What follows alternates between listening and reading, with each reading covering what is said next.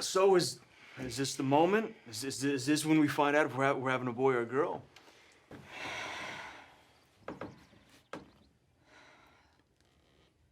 Wait, what's wrong, Dr. Schneider? What would you guys say if I told you you were having twins? I'd say you're lying. Yeah. What?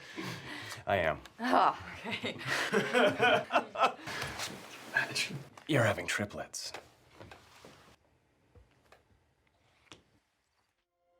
Once this realization really hits home that there are 3 babies coming, 3 children can't grow up in 1 bedroom. It's just they sort of are at this crossroads. Crossroads, yeah.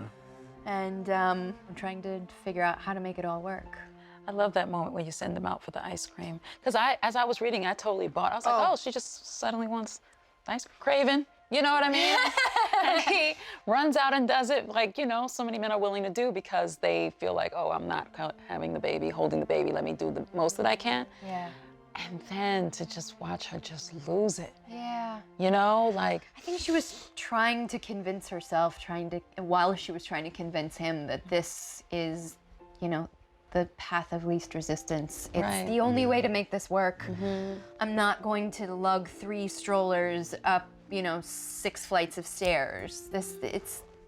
It's the only thing we have. It's the only option we have. And Jack then to sort of, you know, unbeknownst to Rebecca, hear how miserable this idea makes her, and that sort of flips the switch in his mind to go ask his father for money is remarkable. It's such a beautiful gesture.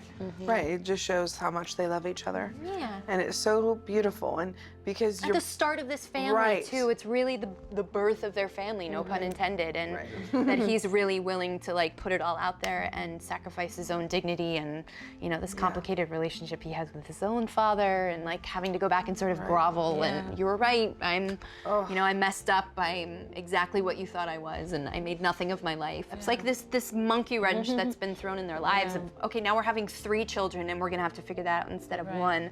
Like, those are things that really, you know, make the water super turbulent, and somehow they're able to navigate them together.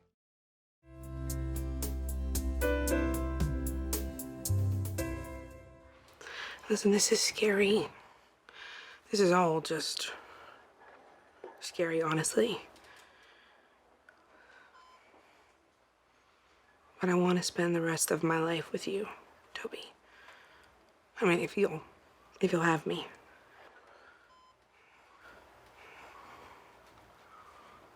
I would have been a lot hotter if you were in some kind of like sexy nurse's outfit. Okay, how long have you been awake? About an hour. What? Sorry. After Toby comes and visits and this huge incident happens where he falls to the ground and nobody knows what to do, and we're not sure what the diagnosis is, and then he's in the hospital and we figure it all out, and it's like, oh my goodness, after all of this, and then this? And she's like, you know what? I'm not gonna let him go. I can't let him go. We've gone through all of these, we've jumped these hurdles, and she's finally like, you know what? Yeah, I'll propose to him. Shoot, you know, whatever it takes for them to be together.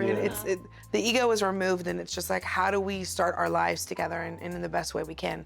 And it's so romantic. I mean, nobody really wants to propose in a hospital, but and the fact that he's like, yeah, let's do this, and they're on the same page, and then he goes, you know, into surgery, and it's like, wait, I don't want to let this man out of my sight, and now he's in the hands of someone else. And, ooh wee. Yeah. Wow. Yeah.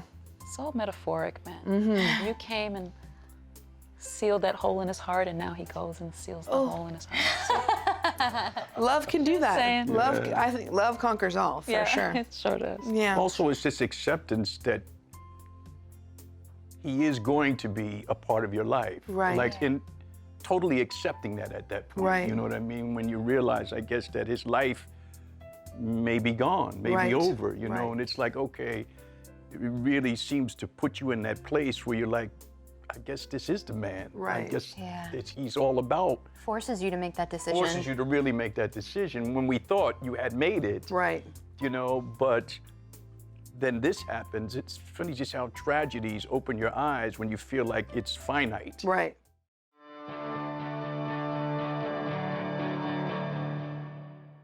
myself thrown by William and Jesse. Oh, well, then that instead, then? Man, what the hell is wrong with me, Beth? Am I homophobic? You are not homophobic. Well, how do you know? Because you're good. And you're open-minded, that's why. Plus, your favorite coworker is gay. Keith's not gay. Really? No, he's French-Canadian. It's confusing. Damn. It's so interesting, this question of like William coming into their life, and it's, I think, the fear, the concern that she has is like, is this a legitimate thing? Like, is there anything being hidden there?